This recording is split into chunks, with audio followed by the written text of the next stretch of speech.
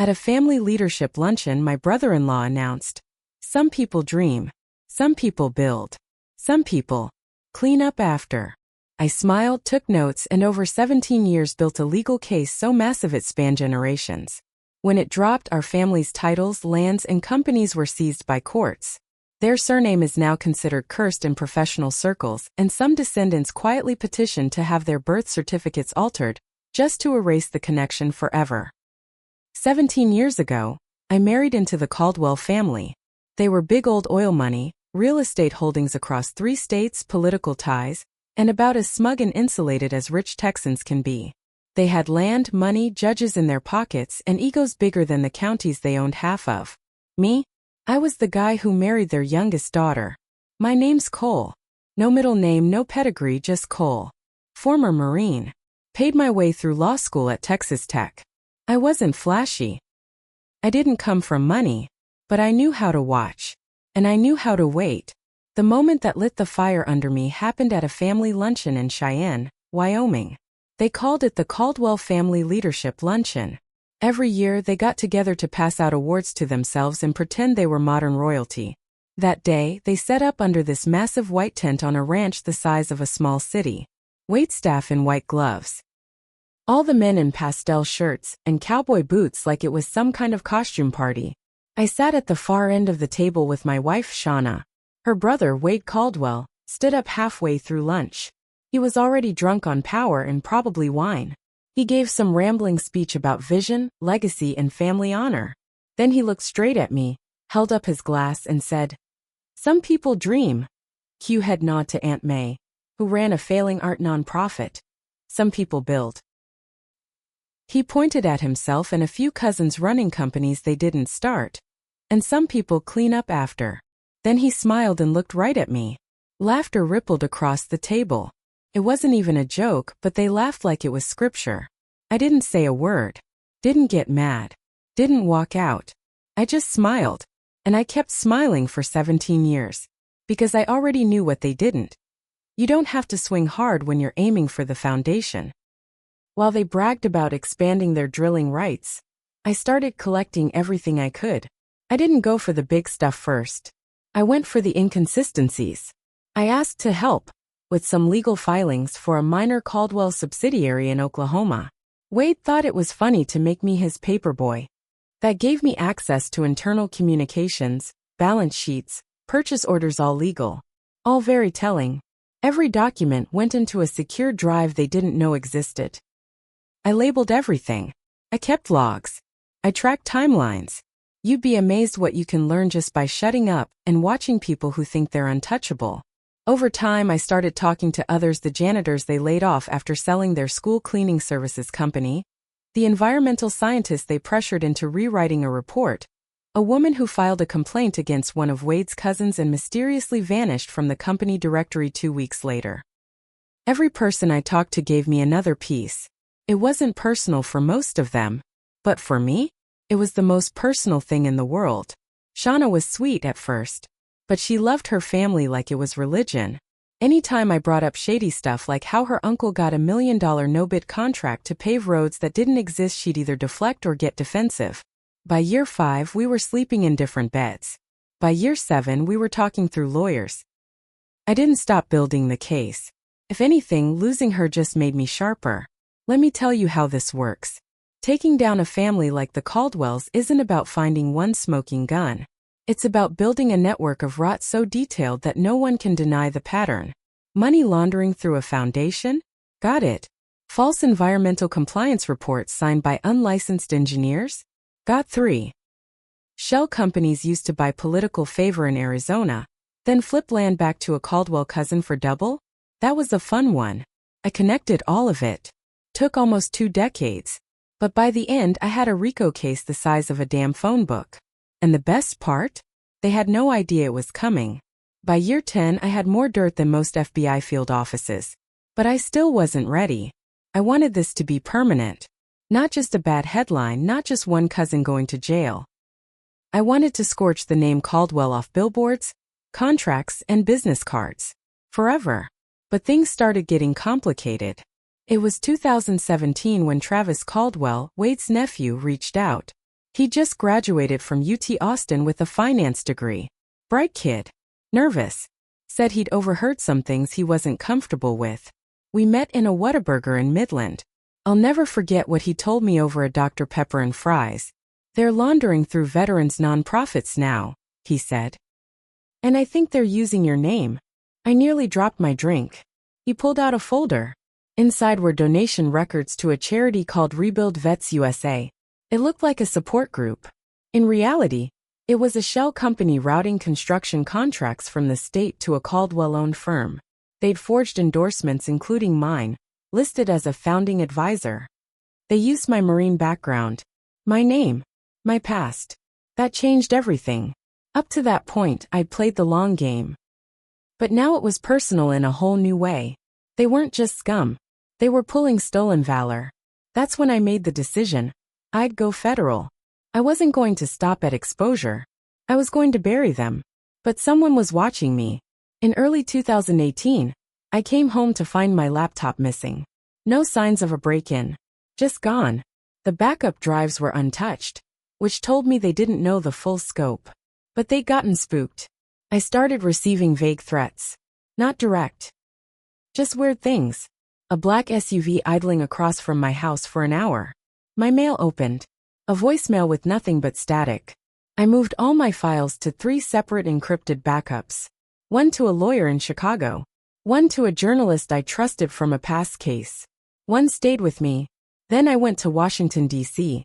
I wore my best suit and brought 2 boxes of evidence. Met with a federal prosecutor named Alicia Nguyen, tough, no nonsense, and suspicious as hell. At first, she thought I was just another disgruntled family member with a vendetta. Then she saw the paper trail. After 2 hours, she locked the door and leaned in. This could be the biggest private corruption case in a decade, she said. She brought in a RICO expert. Then a forensic team. It snowballed. They gave me official cooperating status. I signed off on dozens of subpoenas. The feds began coordinating with state AGs in Texas, Wyoming, and New Mexico. He'd recently bought land outside Santa Fe and planned to build a leadership academy for young entrepreneurs. Sounded noble. In reality, it was a tax dodge, an affront to funnel state grants into more shell companies. What made it worse? He was using kids from poor neighborhoods as his scholarship applicants. Promising futures. Emptying bank accounts. I found the documents proving it.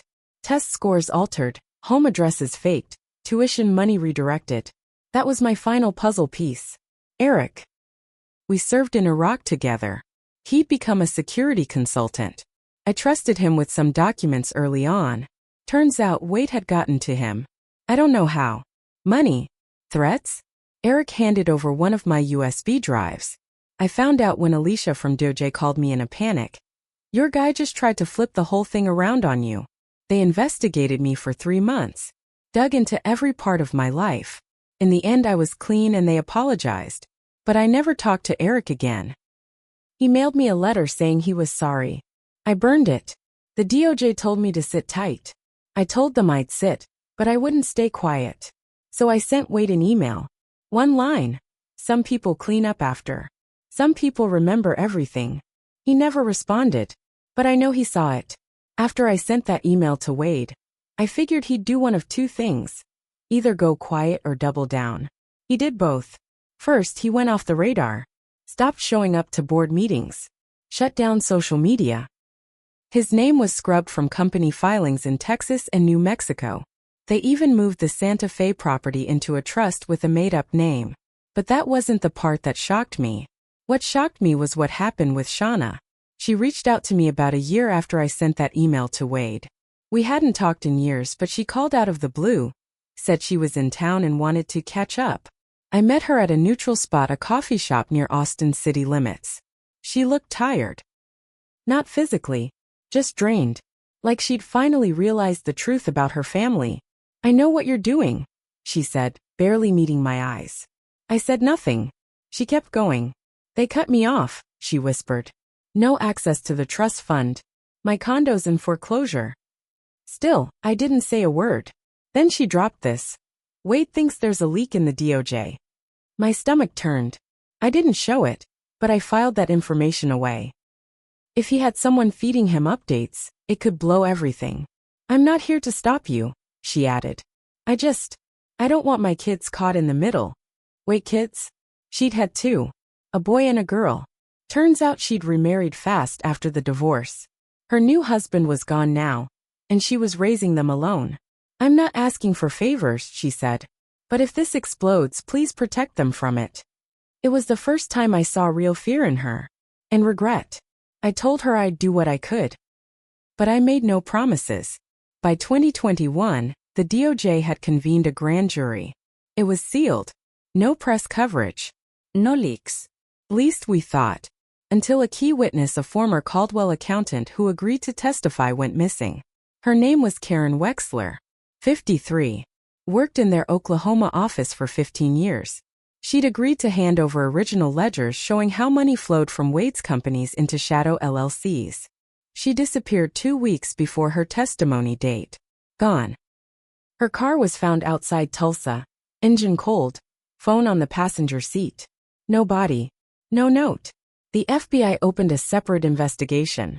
I won't say Wade had her killed. I can't prove that. But I will say this. That woman was steady. She had no reason to vanish. And she told me she'd never, ever back down. Her disappearance lit a fire under the DOJ's ass. Things moved faster after that. Here's the kicker. Remember Travis? Wade's nephew who helped me early on? He wasn't some innocent whistleblower. He was bait.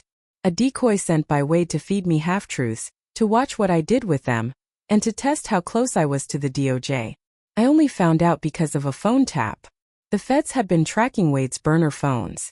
One of the calls had Travis's voice on it. Yeah, he bought it, Travis said. He thinks I'm on his side. That betrayal hit harder than most. I trusted that kid. Gave him access to real documents. Let him sit in on one of my meetings with a federal paralegal. The DOJ was furious, but they also saw the upside. Let's feed him something back, Alicia told me. So we did. We created a fake audit report. A forged document that looked like it would blow the whole operation early. We slipped it to Travis. Within a week, that document showed up in a motion filed by Caldwell's attorneys. That was our proof. Wade was using Travis as a mole in an active federal investigation, which meant obstruction of justice. Another nail in the coffin. By late 2022, the Caldwell clan wasn't just cracking, they were splitting apart like rotten wood. One of the older cousins, Vince Caldwell, flipped completely. He'd done time for tax stuff in the 90s and didn't want to go back. He handed over decades of internal emails, notarized memos, even a recording of Wade talking about burying a state inspector in 2009. Another cousin, a real estate developer in Albuquerque, turned on the family too, saying they strong-armed him into signing fraudulent deeds. He handed over voice messages, wire transfers, the works. People were fleeing the Caldwell name like rats off a burning ship. And every time someone flipped, I was there. Watching. Documenting. Preparing. The storm was close now. And I hadn't even played my final card yet. January 4, 2023. 6 a.m. Federal raids rolled out across 5 states. Over 100 agents. Unmarked vans. Helicopters for the ranch properties. Warrants served at corporate offices, gated mansions, and remote warehouses. I was awake that morning. Not because they told me in advance, but because I didn't sleep at all the night before. I sat on my couch holding a cup of cold coffee watching the news hit live. Massive federal sweep targets Caldwell family holdings. Multi-state indictments for fraud, money laundering, racketeering. Their empire crumbled by sunrise. He was wearing a silk robe and expensive boots. The press caught the footage, him shouting at agents, claiming it was a mistake, that his lawyers would fix this before lunch. He didn't make bail. Neither did 5 of the board members at Caldwell Energy.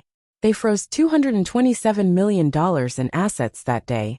Every property under a Caldwell-owned trust was seized. Planes, boats, even the Santa Fe Leadership Academy. By summer, the Caldwell family name was a punchline. People they used to own, really own, like local officials, business partners, even judges started flipping too. The DA in Behar County admitted he'd taken Caldwell money for years. Said he thought it would never catch up. 3 Caldwells tried to negotiate deals. One got 14 years in federal prison. 2 were convicted in court tax fraud, wire fraud, perjury. Wade. He went down on 32 counts. Obstruction. Money laundering. Environmental crimes. Attempted bribery of a federal official.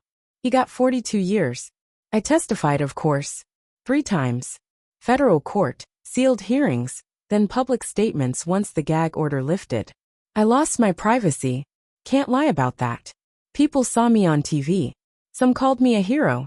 Some called me a traitor. My face was in every major paper for weeks. But I didn't care about the noise. I cared about the quiet. You know what the quiet sounds like? It's the sound of a name disappearing from buildings. The Caldwell name used to be on hospitals, college libraries, charity wings. Now, gone. Wade's grandkids had their names legally changed. One of them moved to Oregon and told people he was adopted. Another filed court papers to have his birth certificate reissued without the Caldwell name.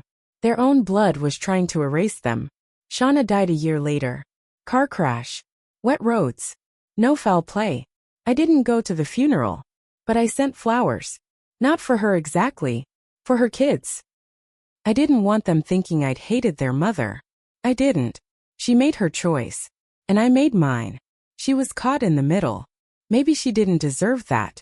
But she stood by them when she could have walked away. We all carry our own weight. Because someone asked me last week at a veterans group, of all places, if revenge felt good. I told them no. It doesn't feel good. Feels done. Like turning off a machine that's been running too long and too loud. I didn't win. I didn't get rich. I didn't get my marriage back or erase the scars. But I shut down a corrupt legacy that hurt hundreds of people. And I did it with truth. With patience. With silence. They called me the janitor. Damn right. Because I cleaned house. And I never left a trace behind.